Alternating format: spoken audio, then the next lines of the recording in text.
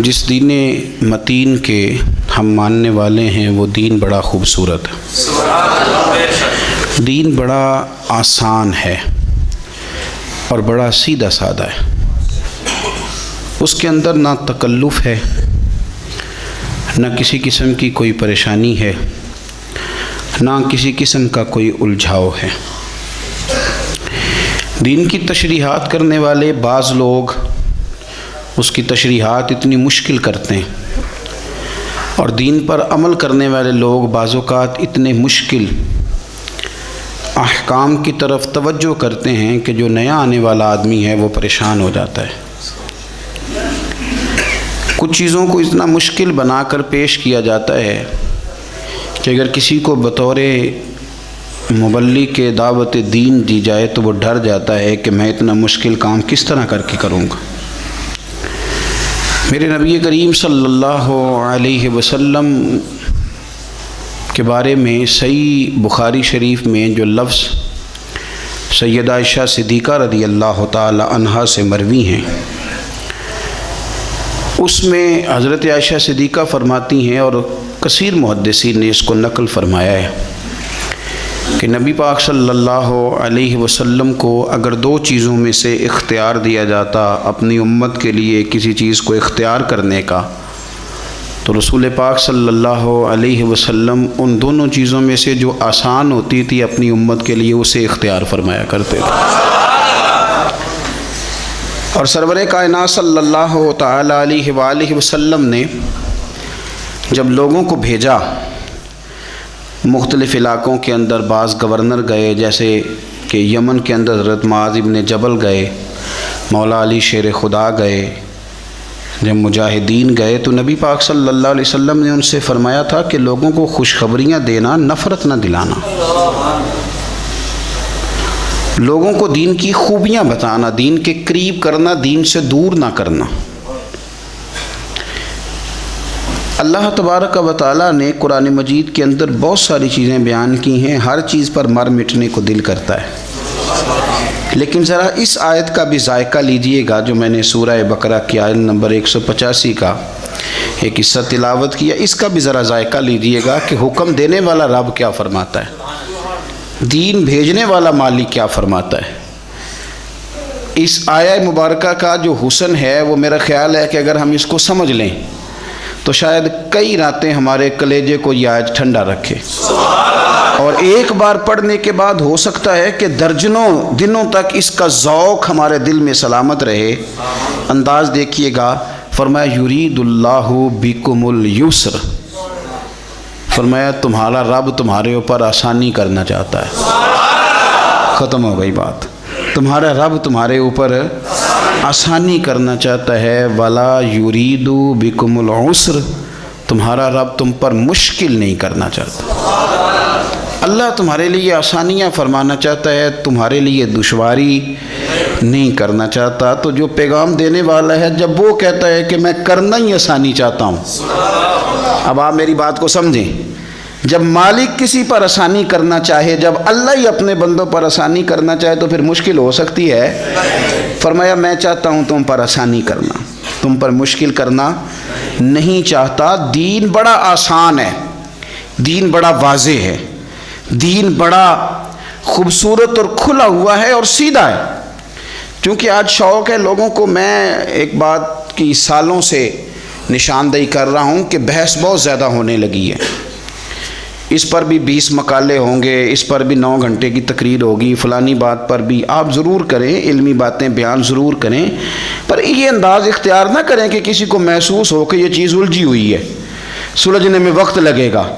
دین بڑا آسان ہے، رسول پاک علیہ السلام نے سارا سلجھا ہوا دین ہمیں عطا فرمایا، اس میں کوئی تشدد نہیں، کوئی جبر نہیں، کسی جگہ کسی شخص کے لیے آزمائش نہیں، بالکل آپ کی طبیعت کے فطرت کے مطابق دین چلتا ہے۔ یہ الگ بات ہے کہ ہم نے فطرتیں ہی اپنی بدلنی شروع کر دی ہیں، مزاج ہی بدلنے شروع کر دی ہیں، ذوق ہی بدلنے شروع کر دی ہیں، ورنہ جو انسان کا اس کی فطرت کا اصل ذائقہ ہے، دین اس ذائقے سے بات کرتا ہے، اس ذائقے کے ساتھ۔ اور آسان دین رسول کریم صلی اللہ علیہ وسلم نے ہمیں دیا، دین آسان ہے، بس آپ سمجھ لیں اس بات۔ یہ مشکل نہیں ہے. حضور صلی اللہ علیہ وسلم نے ہمیں آسان دین دیا. پرانی امتوں کے اندر جو دین کے معاملات تھے وہ بڑے مشکل تھے. آپ سن لیتے ہیں تقریریں, کبھی غور کیا کریں نا کہ کسی شخص کے وجود کے کسی حصے کو اگر نجاست لگ جاتی تھی تو وہ دھونے سے پاک نہیں ہوتا تھا, اس حصے کو کاٹنا پڑتا تھا. آپ اس دشواری اور تکلیف کو محسوس کریں. کسی کپڑے کو نجاست لگ جاتی تو اسے کاٹنا پڑتا تھا, جلانا پڑتا تھا. مال غنیمت اگر کسی بندے کو مل گیا تو وہ اس کے لیے جائز نہیں تھا, وہ آسمان سے بجلی آ کے اسے جلایا کرتی. اور یہ کتنی مشکل بات ہے. ہم انسان ہیں, غلطی ہو جاتی ہے, نہ چاہتے ہوئے بھی ہو جاتی, عمدن نہیں سہون بھی ہو جاتی ہے. لیکن گناہ ہو جائے اور سویرے دروازے پہ لکھا جائے تو گھر سے نکلنا دشوار نہیں ہو جاتا. آپ اندازہ فرمائیں کتنا مشکل. اگرچہ ہمارے علماء نے تصریحات کر دی ہیں کہ بنی اسرائیل پر یہ جو سخت حکم آئے تھے یہ بطور سزا کے آئے تھے. انہوں نے نافرمانیاں اتنے کی تھی کہ بطور سزا کے حکم آئے.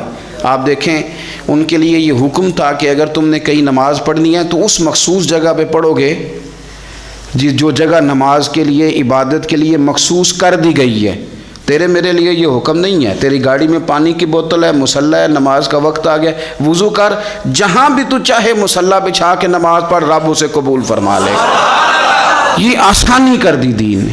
لیکن ہمارا یہ حال ہے کہ اتنے آسان دین پر بھی لوگوں کے لیے عمل کرنا مشکل ہے. آپ کسی بندے سے پوچھیں کہ دین تو کہتا بڑا مشکل کام ہے جی. مثلا کیا مشکل ہے؟ وضو کرنا, نماز پڑھنا, عبادت کرنا, کیا مشکل محسوس ہوتا ہے؟ آپ جس کو بھی چھیڑے نا, یعنی سخت سردیوں میں گرم پانی سے وضو کرنے والا بھی کہتا ہے دین بڑا مشکل ہے. یعنی مسجد کے اندر گرم پانی کا انتظام موجود ہے, ہیٹر چل رہے ہیں, ہر آسانی موجود ہے, مشکل صرف سویرے فجر میں آنکھ کھولنا ہے, اس کے علاوہ کوئی شے مشکل نہیں ہے. تو ہم نے بلا وجہ بڑا مشکل ہے جی, آپ کو پتہ ہے. پھر دین پہ چلنا مثلا کیا مشکل ہے؟ داڑھی کا وزن ہوتا ہے, یہ رکھیں تو گردن جھک جاتی ہے, کیا مشکل ہے؟ اور چھوٹی رکھنے والے بھی غور کریں کہ بڑی رکھنے سے کوئی مثلا اس میں دقت کیا ہے, یہ سمجھ میں نہیں آتی بات. کون سی چیز ایسی مشکل ہے؟ ایک تو ہے کہ امام صاحب نے امامہ باندھا ہے, یہ تھوڑے سال آپ پیچھے جائیں, ہمارا ہر بزرگ سر کے اوپر صافہ باندھتا تھا. مشکل کیا ہے بھلا اس میں؟ کھلا لباس پہننا مشکل ہے, روزی حلال کی کھانا مشکل ہے. مشکل تو جو ہم نے پیدا کر لیا اپنی مرضی سے وہ مشکل ہے, ورنہ دین تو بڑا پیارا ہے جو میرے رسول پاک نے عطا فرمایا. بڑا میٹھا ہے, بڑا خوبصورت ہے, بڑا ذوق والا ہے, بڑا پیار والا ہے. ہم مشکلات پر. امام صاحب کی شکایت آ گئی ہے جی ہم نے مسجد میں نہیں رکھنا. کس وجہ سے جی؟ کہتے ہیں یہ عصر کی پہلی 4 سنتیں نہیں پڑھتا, عشاء کی پہلی 4 سنتیں نہیں پڑھتا. تو بھئی اگر یہ ضروری ہوتی تو اللہ اسے فرض قرار دیتا. جس کو رب نے فرض نہیں قرار دیا تو کیوں فرض قرار دے رہا ہے؟ مفت میں تو فرض قرار دے رہا ہے. یہ رویہ ہمارا ائمہ مساجد کے ساتھ بھی ہے, پیر صاحب کے ساتھ بھی, اور گھر کے بوڑھوں کے ساتھ بھی یہ رویہ ہے کہ یہ بندہ بوڑھا ہے, اب بالکل یہ روٹی نہ مانگے, نیا کپڑا نہ مانگے, گھر کے کونے میں رہے. یہ کوئی ایسی بات نہ, کیونکہ یہ غلطی ہے اس کی کہ بوڑھا ہو گیا ہے. مجھے ایک صاحب نے کہا کہ میرے دادا جی نے بھی ٹچ موبائل رکھا ہوا ہے. میں نے کہا یار عجیب بات ہے نا, جو چیز تیرے لیے جائز ہے وہ تیرے دادے کے لیے جائز ہے, کیسی عجیب بات ہے. مجھے امید ہے تیرے دادا جی مصطفیٰ کریم کی نعت ہی سنتے ہوں گے, وہ کسی عالم کی بات ہی سنتے ہوں گے. مجھے امید ہے وہ اللہ کا ذکر ہی. آپ کیا بات کرتے؟ ہم جان بوجھ کر وہ مشکلات کیوں پیدا کر رہے ہیں جو رب رسول نے پیدا نہیں کی؟ قصداً ان چیزوں کی طرف توجہ کیوں کرتے ہیں؟ دیکھو عبادت بڑی اچھی بات ہے نا. پیر صاحب بھی وہ والے آج کل لوگوں کو چاہیے ہوتے ہیں جن کو جا کے زبردستی مصلی سے اتارا جائے. وہ والے پیر صاحب لوگوں کو درکار ہو, کہتے ہیں ہر وقت. اور میں نے دیکھے ہیں کچھ لوگ اس طرح کے ہیں, بڑی پگڑی باندھو, اس کے اوپر ایک چادر بھی لو اور کسی کونے میں بیٹھ جاؤ, اور جب کوئی ملنے آئے تو تسبیح بھی پکڑ لو, تو اس سے ذرا پیری مریدی صحیح چمکتی ہے کہ کیا بات ہے. لیکن دین اس کی سپورٹ نہیں کرتا. میرے رسول پاک جی تو نے تو تسبیح پکڑ لیا نا کہ کوئی ملنے آیا تو پتہ چلے میں بڑا صوفی آدمی ہوں. اور میرے نبی پاک کا طریقہ کیا ہے؟ کوئی انتظار کر رہا ہوتا تھا تو حضور نماز بھی مختصر فرما دیتے تھے, فرماتے تھے بعد میں پڑھ لوں گا, اب یہ ملنے آیا اسے وقت کی ضرورت ہے. اب میری بات کو سمجھیں, دین نے جو آسانی دی ہے, بخاری مسلم میں حدیث ہے نبی پاک صلی اللہ تعالیٰ علیہ وسلم کے نا کچھ صحابہ شوق عبادت میں، کچھ متشدد لوگ بھی ہوتے ہیں نا، شوق عبادت میں وہ آ گئے اور حضور صلی اللہ علیہ وسلم کی ازواج مطہرات سے آ کے پوچھا کہ بتائیں نبی پاک نماز کیسے پڑھتے تھے۔ اب وہ اس شوق میں آئے تھے کہ ہمیں پتہ چلے گا کہ حضور ساری رات مصلی پہ رہتے ہیں، اگرچہ بعض احادیث میں یہ ملتا ہے لیکن وہ کبھی کبھار ہوتا تھا۔ ان کا خیال تھا کہ ہمیں ملنا چاہیے، حضور ساری رات نماز پڑھتے تھے تو ہم بھی ساری رات پڑھیں۔ ایک ذہن بنا لیا جاتا ہے نا، اور بعض لوگ سمجھتے ہیں کہ میں نے تھوڑا سا نا 2 قدم بڑھ کے زیادہ نیک بننا ہے۔ آ کے پوچھا، یہ سیاستہ میں حدیث ہے کہ حضور کتنی نماز پڑھتے تھے، تو مومنوں کی ماؤں نے کہا کہ نبی پاک عشاء پڑھ کے آتے تھے، آرام کرتے تھے، تہجد کے وقت اٹھ کے نفل پڑھتے تھے۔ اب بھی یہ بات سننے کے بعد بھی انہوں نے مشورہ اور کرنا شروع کر دیا۔ پہلے گئے کہ معلومات کرتے ہیں، جس طرح حضور نماز پڑھتے تھے ہم بھی اسی طرح پڑھیں گے۔ اب جب جواب ان کی مرضی کا نہ آیا، اب انہوں نے کیا کہا، کہنے لگے جناب حضور کے صدقے تو اللہ نے اگلے پچھلوں کے گناہ معاف کر دیے، وہ تو پیغمبر ہیں، رسول ہے، معصوم ہے، ہم تو گناہ گار ہیں، حضور تو تھوڑی بھی پڑھیں تو ٹھیک ہے، ہمیں زیادہ پڑھنی چاہیے۔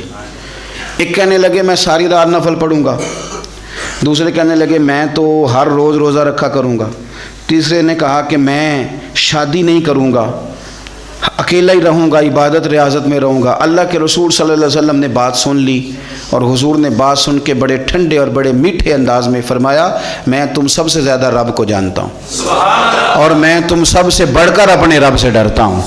فرمایا میں عبادت بھی کرتا ہوں، آرام بھی کرتا ہوں، میں نکاح بھی کرتا ہوں اور عبادت بھی کرتا ہوں، میں اللہ کی بارگاہ میں بھی حاضر ہوتا ہوں اور حقوق العباد بھی ادا کرتا ہوں۔ فرمایا یہی میری سنت ہے، اس کو اپناؤ گے تو میرے طریقے پہ چلو گے، اور جس نے میرا طریقہ چھوڑ دیا اس کا میرے ساتھ کوئی تعلق نہیں ہے۔ عبادت میں شدت کرنے سے حضور نے منع فرمایا۔ میرے بھائی نبی پاک صلی اللہ علیہ وسلم نے ہمیں آسان دین عطا فرمایا، مشکل نہیں، آسان دین۔ حضرت عبداللہ ابن عمر رضی اللہ تعالیٰ عنہ بڑے نیک آدمی، حضور نے خود کہا بڑے نیک آدمی، انہوں نے ایک دفعہ فیصلہ کیا کہ میں نے روز روزہ رکھنا ہے، ہر روز روزہ۔ آپ تھوڑا سا اس کو سمجھیں کہ اگر بابا جی روز روزہ رکھیں گے تو انہوں نے تو نفل روزہ رکھنا ہے، لیکن جس ان کی بہو نے بیچاری نے رات اٹھ کے بچوں کو دودھ بھی پلانا ہے، ایک دفعہ وہ سحری میں اٹھے گی ان کے اللہ خیر کرے روزے کے لیے، پھر اٹھے گی بچوں کو ناشتہ بنانے کے لیے۔ بابا جی چاہے فجر پڑھ کے 11 بجے تک سوئیں، مشکل ہوتی ہے کہ نہیں ہوتی؟ تو حضرت عبداللہ ابن عمر رضی اللہ تعالیٰ عنہ نے ارادہ کیا روز روزہ رکھوں گا، اور وہ رکھنے لگے۔ یعنی روزہ رکھنے کی بھی کوئی شکایت ہوتی ہے، لیکن ان کے گھر والوں نے شکایت بھیجی کہ حضور روز روزہ رکھتا ہے۔ حضور نے بلایا اور میرے نبی پاک صلی اللہ تعالیٰ علیہ وسلم فرمانے لگے تمہیں پتہ ہے ایک نیکی پر اللہ 10 کا اجر دیتا ہے؟ یا رسول اللہ دیتا ہے۔ فرمایا تم مہینے میں نہ 3 روزے رکھا کر، ایک روزے پر اللہ 10 روزوں کا ثواب دے گا، تو 3 رکھنا پورے مہینے کا ثواب مل جائے۔ حضور صلی اللہ تعالیٰ علیہ وسلم نے فرمایا کہ 3 روزے رکھ لیا کر، اللہ 30 کا ثواب دے گا۔ حضرت عبداللہ ابن عمر بعد میں پچھتایا کرتے تھے، فرماتے تھے مجھے اس پر اکتفا کرنا چاہیے تھا، لیکن میں نے عرض کیا اور ادب سے عرض کیا، میں نے کہا یا رسول اللہ میں اس سے زیادہ بھی طاقت رکھتا ہوں۔ تو نبی پاک نے فرمایا چل ٹھیک ہے 2 دن چھوڑ کے 1 دن روزہ رکھ لیا کر۔ میں نے عرض کی یا رسول اللہ صلی اللہ علیہ وسلم میں اس سے زیادہ بھی طاقت رکھتا ہوں۔ تو رسول کریم صلی اللہ علیہ وسلم نے فرمایا پھر حضرت داؤد علیہ السلام کے طریقے پہ عمل کر، 1 دن روزہ رکھ لے، 1 دن افطار کر لے۔ کہتے میں نے کچھ اور بھی عرض کیا تو حضور نے فرمایا بس کر، میں نے تمہیں وہ چیز بتائی ہے جو تمہارے لیے بڑی خیر والی ہے، اب اس سے آگے بڑھنے کی ضرورت ہے۔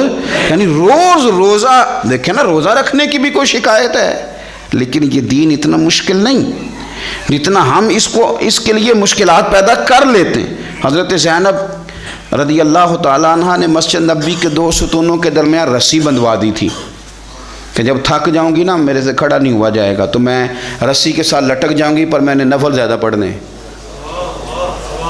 حضور کی اہلیہ محترمہ نے کہ میں یہاں لٹک جاؤں گی پر میں نفل زیادہ پڑھنے۔ اب بظاہر تو بڑا پیارا کام لگتا ہے نا، کہتے ہیں فلانے صاحب میں مصلی پہ ہی رہتے ہیں، میں نے نفل زیادہ پڑھنے۔ تو نبی پاک صلی اللہ علیہ وسلم نے فرمایا رسی کھول دو، جتنے تمہیں جاگتے جاگتے پڑھے جائیں نا اتنے پڑھ لیا کرو، باقی وقت آرام کیا کرو۔ یہ دین اس طرح آپ اس کے تقاضوں پہ دیکھیں، ہم نے نا اتنا مشکل کر دیا اور اتنا مشکل کر دیا، ہم نے بزرگوں کی باتیں آپ کو بتائی ہیں کہ وہ 40 سال عشاء کے وضو سے فجر پڑھتے تھے، پر وہ مستحب عمل ہے، وہ فرض نہیں ہے، وہ واجب نہیں ہے۔ اس کا یہ معنی نہیں ہے کہ اب آپ کہیں کہ یہ چونکہ ساری رات پڑھتے ہیں 40 سال پڑھنے۔ مجھے ایک صاحب کہنے لگے میں نے سنا ہے کہ تہجد شروع کر لو تو پھر ہمیشہ پڑھنی پڑتی ہے۔ ہم نے ذہن بنا لیا ہے کہ یہ بات اگر یہ ہو گئی تو پھر خرابی ہو جائے، اس طرح نہیں ہے۔ آپ دین کے مزاج کو سمجھیں، یعنی عمرہ کر لیا تو اب حج فرض ہو گیا ہے، تو جس بندے کے پاس قرضہ اتارنے کو پیسے نہیں اس پر حج کیسے فرض ہو گیا؟ عمرہ ہے، حج ہے۔ جان بوجھ کر اگر آپ مشکلات پیدا کریں گے تو آپ دشواری میں آ جائیں گے۔ دیکھو، نماز بھی پڑھیں تو کچھ دیر پڑھیں، کچھ دیر آرام کریں، اور روزہ بھی رکھیں تو ایک دن رکھیں اور ایک دن آرام کریں۔ پھر میرے رسول پاک صلی اللہ علیہ وسلم نے آئمہ مساجد کو حکم دیا، فرمایا جب لوگوں کو نماز پڑھاؤ تو مختصر پڑھاؤ، اور جب تم نے خود پڑھنی ہو تو جتنی مرضی لمبی پڑھو۔ خود پڑھنی ہو تو حضرت معاذ بن جبل رضی اللہ تعالیٰ عنہ حضور سید عالم صلی اللہ علیہ وسلم کے ساتھ وہ کھڑے ہوئے نفل کی نماز میں، تو دیکھا کہ سرکار نے پہلی رکعت کے اندر سورہ بقرہ کی تلاوت کی۔ اب وہ ایک مسجد کے امام تھے، وہاں جا کے انہوں نے بھی پہلی رکعت میں سورۃ بقرہ پڑھنی شروع کر دی، یعنی 2.25 سپارے وہ بھی ایک رکعت میں۔ ایک آدمی مزدور آدمی تھا پیچھے، وہ بیچارہ تھک گیا، اور جب کچھ دیر تو وہ کھڑا رہا پھر وہ تھک گیا، اس نے نماز توڑی، ایک کونے میں جا کے اپنی نماز پڑھی، بیٹھ گیا۔ اب جب نماز مکمل ہوئی تو ہر آدمی اسے برا بھلا کہنے لگا، تجھ سے قرآن نہیں سنا جاتا۔ بہت سارے لوگ ہیں نا جی بلا وجہ کا جبر کرتے ہیں، جان بوجھ کے مستحبات پہ زور دیتے ہیں۔ میں نے ایک ایسے صاحب کو بھی دیکھا جو کہنے لگے جی فلانا عالم بعمل ہی نہیں، وجہ کیا اس کی؟ کہتے ہیں امامہ نہیں باندھتا۔ کیا بات کرتے ہیں آپ نے سارے عمل کا نام پگڑی باندھنا رکھ دیا ہے۔ اس طرح کا کام نہ کریں آپ۔ اگر وہ بندہ متقی پرہیزگار ہے، وہ اللہ کے حرام کردہ چیزوں سے بچتا ہے، رب سے ڈرتا ہے، تو ایک امامے کے تو معاملات اور طرح کے بھی ہو سکتے ہیں۔ مجھے الرجی ہو گئی ہے بڑے عرصے سے، میں دیر تک امامہ نہیں باندھ سکتا، میرے لیے مشکل ہے۔ تو اب یہ کہ آپ کوئی فتویٰ دیں گے کسی شخص پر، اب اپنی مرضی کا تو نہ مذہب بنائیں۔ مذہب اسلام آسان ہے، دین اسلام نے سر پہ امامہ باندھنا فرض قرار نہیں دیا، اس کو سنت رکھا۔ تو جب دین نے سنت رکھا ہے تو صاحب آپ کیوں اسے فرض کہہ رہے ہیں؟ نبی پاک صلی اللہ تعالیٰ علیہ وآلہ وسلم کے صحابی حضرت معاذ ابن جبل کے پیچھے وہ نماز پڑھنے والے بندے نے کیا کیا؟ اس نے نماز توڑ دیا، اپنی پڑھ لی، لوگ برا بھلا کہنے لگے۔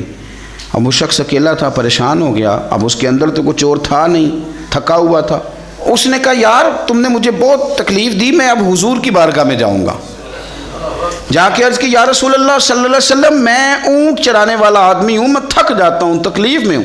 معاذ ابن جبل ہمیں نماز پڑھاتے ہیں، اور بڑے پیارے صحابی ہیں حضرت معاذ ابن جبل، لیکن فرماتے ہیں حضور اتنی لمبی نماز پڑھائی کہ میں تھک گیا، اور پھر میں نے اپنی نماز پڑھی، اور نماز پڑھ کے حضور میں بیٹھ گیا، لوگ مجھے برا بھلا کہہ رہے ہیں۔ حضرت ابو مسعود انصاری رضی اللہ تعالیٰ عنہ فرماتے ہیں میں بھی اس جماعت میں شریک تھا، میں نے حضور کو اتنے غصے میں کبھی نہیں دیکھا۔ فرمایا بلاؤ نا معاذ ابن جبل کو۔ حضرت معاذ ابن جبل آئے تو حضور فرمان، یہ لفظ ہیں حدیث کے، حضور فرمانے لگے کس نے اجازت دی اتنی لمبی نماز پڑھانے؟ کس نے تمہیں اجازت دی؟ فرمایا میں لوگوں کو دین کے قریب کرتا ہوں، تو دور کرتا ہے۔ فرمایا زیادہ سے زیادہ تو نے پڑھنی ہو تو سورہ شمس پڑھ لیا کر، سورۃ الدعا پڑھ لیا کر، تو نے سورۃ بقرہ ہی شروع کر دی ہے۔ کس نے تجھے کہا کہ تو لوگوں کو دین سے دور کرے؟ رسول کائنات صلی اللہ تعالی علیہ وسلم نے ایک تو کہا کہ تم نماز بھی پڑھاؤ گے تو معتدل پڑھاؤ، درمیانی۔ کیا حسین لفظ ہیں، اس حدیث پر وجد آتا ہے یار نماز اللہ کی، اس میں کسی اور کا خیال آ سکتا ہے؟ پر پڑھو نا حدیث، مزہ آ جاتا ہے۔ حضور فرماتے ہیں میرا دل کرتا ہے میں نماز لمبی پڑھاؤں، پھر پیچھے سے کوئی بچہ رو پڑتا ہے تو میرا دل کرتا ہے اس کی ماں پریشان ہوگی، میں نماز مختصر کر دیتا ہوں۔ حضور نماز اللہ کی، خیال بندوں کا، تو رسول پاک صلی اللہ علیہ وسلم نماز مختصر پڑھتے ہیں لوگوں کو تکلیف نہ ہو۔ لیکن یہاں کچھ لوگ ضرورت سے زیادہ، وہ جی ہمارے شیخ جو ساری رات نفل پڑھتے ہیں، تو بھائی پڑھتے ہوں گے آپ کے شیخ، کس نے منع کیا؟ مجھے ایک صاحب کہنے لگے ہمارے حضرت ساری رات نفل پڑھتے ہیں، میں نے کہا ان کو کام بھی تو نفلوں کا ہے نا، نہ انہوں نے کوئی حدیث پاک پڑھنی، نہ اس کی شرح پڑھنی، نہ انہوں نے کسی تفسیر کو ہاتھ لگانا۔ حضرت جی ویلے ہیں، یہاں صبح 9 بجے سے زور تک تویز لکھنے ہیں، یہاں رات کو انہوں نے، وہ بھی آپ کا خیال ہے انہوں نے بتایا ہوگا، ویسے جو رات کو اکیلے میں نفل پڑھے نا، اب اس نے کوئی لائیو تو چلانے نہیں کہ آپ کو پتہ چل گیا نفل پڑھ رہا ہے۔ اگر وہ پڑھتا ہے تو اس کا اور اس کے اللہ کا یہ معاملہ ہے، اس میں اس طرح کا اس کا ابلاغ کرنے کا کوئی معنی۔ ہمارا یہ مزاج بن گیا کہ ضرورت سے زیادہ ایسی چیزوں کو ہم توجہ ان چیزوں پر دیتے ہیں جس کی شریعت ہمیں اجازت۔ نبی پاک صلی اللہ تعالیٰ علیہ وآلہ وسلم نے کیا فرمایا؟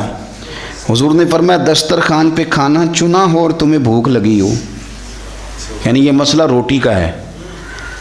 وہ پنجابی میں کہتے ہیں کہ جے پیٹ نہ پئیاں روٹیاں تو پھر ساریاں گلاں جھوٹیاں، بھائی کھانا ہی نہیں آپ نے کھلایا۔ وہ اقبال کے سامنے بھی ایک آدمی کو بڑی بھوک لگی ہوئی تھی تو ایک مولانا تقریر سنائے جا رہے تھے۔ سنی بڑے اچھے لوگ ہیں، محفل بھی کراتے ہیں، لنگر بھی کھلاتے ہیں، یہ بڑا حسین معاملہ ہے، لوگ مذاق تو اڑاتے ہیں پر اس کا حسن کبھی آپ ملاحظہ کریں۔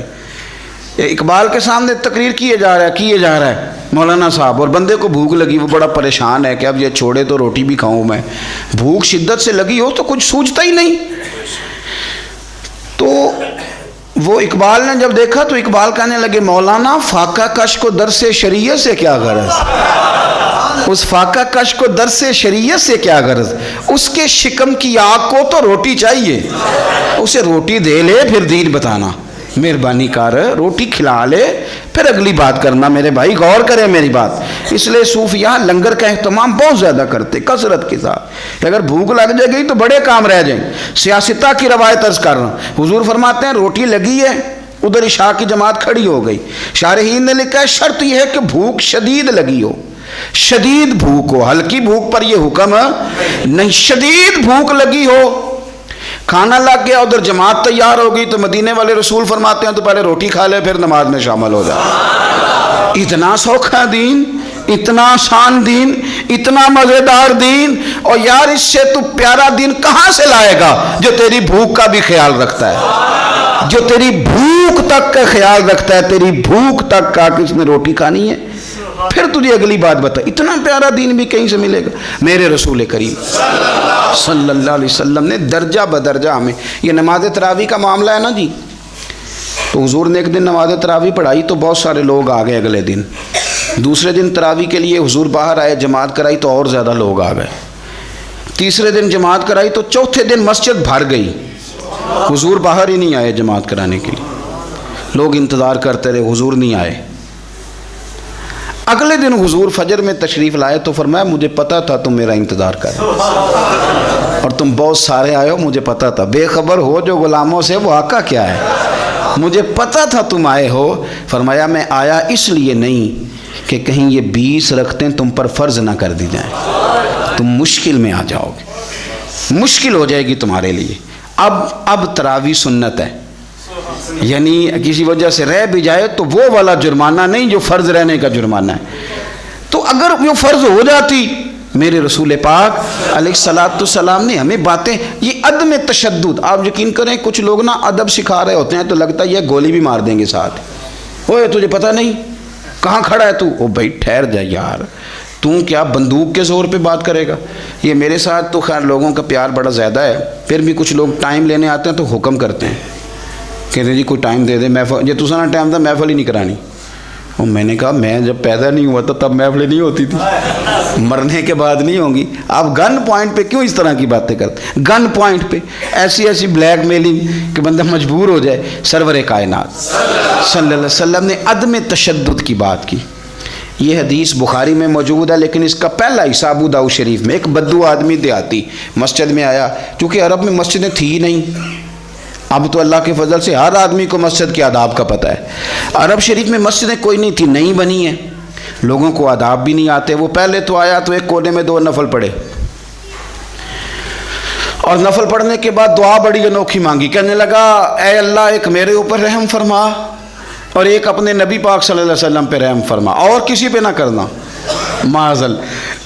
تو حضور مسکرائے، حضور فرمانے لگے رب کی اتنی وسیع رحمت تھی اور تو نے محدود کر دیا اسے، بس 2 پہ رحم فرما اور نہ کسی پہ فرما۔ اگرچہ شارحین کہتے ہیں یہ بھی اس کا پیار تھا، کہ یا اللہ میرے اور نبی پاک کے بیچ کسی اور کو شامل نہ کرنا. یہ بھی پیار تھا. لیکن حضور نے فرمایا اللہ کی رحمت وسیع ایسے محدود نہ کر. ایک کونے میں نماز پڑھی, دوسرے کونے میں جا کے پیشاب کرنے لگ گیا.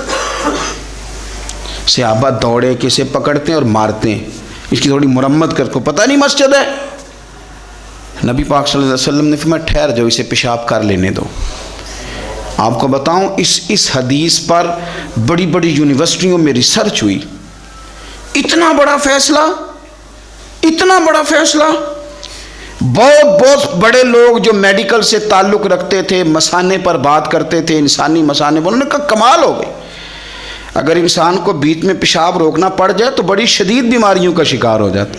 مدینے والے رسول نے بتایا کہ مسجد کا ادب اپنی جگہ پہ, لیکن اس وقت جو کیفیت ہے اس کا رنگ اپنی جگہ پہ. فرمایا اسے نا پیشاب کر لینے دو, اسے مکمل کرنا. اس نے پیشاب کر لیا. حضور نے فرمایا جہاں اس نے پیشاب کیا وہاں پانی بہاؤ, دھو ڈالو مسجد کو. اور اس بندے کو قریب بلایا. نہ حضور کے لفظوں میں تشدد تھا, نہ انداز میں کوئی جبر تھا. حضور نے اس کو تھپکی دی اور فرمایا تو نے نماز جو پڑھی تھی تو پیشاب کیسے کر لیا؟ مسجد نماز کے لیے ہیں, پخانے اور پیشاب کے لیے نہیں ہیں. میری بات کو آپ سمجھیں, یعنی کتنا یہ کبھی فعل ہے بظاہر. بظاہر کتنی غلط بات ہے کہ مسجد میں پیشاب کر دینا. کو کسی کا بچہ بھی کر دے تو شاید ہم گرے بان پکڑ لیں کہ بچے کو تو کون لے آیا ہے. لیکن ایک جیگتے جاتے سمجھدار آدمی نے پیشاب کیا, یہاں تو ہو سکتا ہے کمیٹی کا صدر جو ہے وہ بند کر دے مسجد میں آنا کہ تو نے نہیں آج کے بعد آنا, تجھے پتہ کو نہیں مسجد آنے جانے کا.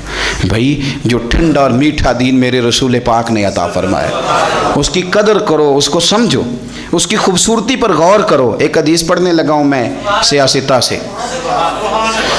ہم پر اعتراض کرتے ہیں کافر مشرک, کہتے ہیں اسلام کی سزائیں بڑی سخت ہیں, چور کے ہاتھ ہی کاٹ دیتے ہیں. لیکن میں کہتا ہوں تم نے دین پڑھا نہیں نا, تم قریب نہیں نہ آئے. کاش تم کبھی آ کے اس کو سیکھتے, تمہیں پتہ چلتا ہے اس کا حسن کتنا پیارا ہے. ایک غریب صحابی حضرت عباد بن شرجیل. دیکھیں اسلام چور کے ہاتھ کاٹنے کا حکم دیتا ہے, لیکن جو اس کا پس منظر بیان کرتا ہے. ایسے نہیں کہ چوری کر لی تو ہاتھ کاٹ دیا. اسلام پہلے دیکھتا ہے کہ وجہ دیکھو چوری کیوں کی. حضرت عباد بن شرجیل رضی اللہ تعالیٰ عنہ کہتے ہیں بھوک نے ستا لیا, مجبور ہو گیا, پڑوسی کے باغ میں چوری کر لی. کچھ پھل کھا لیے, کچھ چادر میں چھپا لیے. اس نے پکڑ لیا, میرا کپڑا بھی چھین لیا. میں عزت دار آدمی تھا. عزت دار آدمی جب اس طرح کا معاملہ ہو تو زمین پھٹ جاتی ہے. پھر اس کا دل کرتا ہے کہ اب میں کہیں کھو جاؤں. کہتے ہیں اس نے مجھے گرفتار کیا, اور جب وہ لے جا رہا تھا تو میری آنکھوں کے آگے اندھیرا تھا. یار کیا بنے گا؟ فرماتے میں قربان جاؤں, لے گیا مجھے دروازہ رسول پہ. اور اس نے جب کوئی بات سناتا ہے تو اپنے رنگ میں سناتا ہے نا. آپ میری بات پہ غور کریں, کوئی اس جگہ کھڑا ہونا پڑ جائے تو یہ کتنا کٹھن مرحلہ ہے. کہتے ہیں میں کھڑا تھا حضور کے سامنے. اس نے کہا حضور اس نے چوری کیا, یہ دیکھے میں نے اس کا کپڑا چھینا ہے. تو کہتے ہیں میرے رسول پاک نے میری طرف توجہ کی, اور حضور نہ توجہ میری طرف کر رہے تھے اور بات اس سے کر رہے تھے جو پکڑ کے لایا. حضور فرمانے لگے مجھے پتہ ہے یہ غریب ہے, یہ تنگ دست ہے, یہ مقروض ہے, یہ پریشان ہے. فرمایا بجائے مجھ سے کچھ کہنے کے حضور میرے اس ہمسائے سے کہنے لگے جب یہ بھوکا تھا تم نے کھانا کیوں نہیں کھلایا؟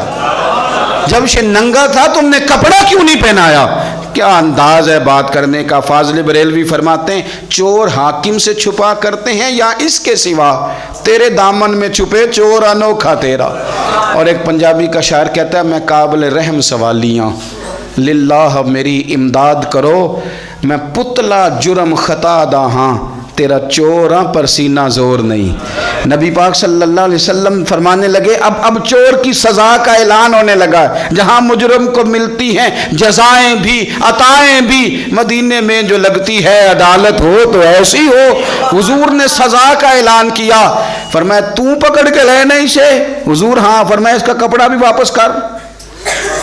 تو میرا کپڑا واپس کیا. حضور فرمانے لگے تمہیں پتہ ہے نا غریب ہے, مجبور ہے. حضور ہاں. فرمایا اب ایک اونٹ پورا مال کا بھر کے اسے تحفے میں دے.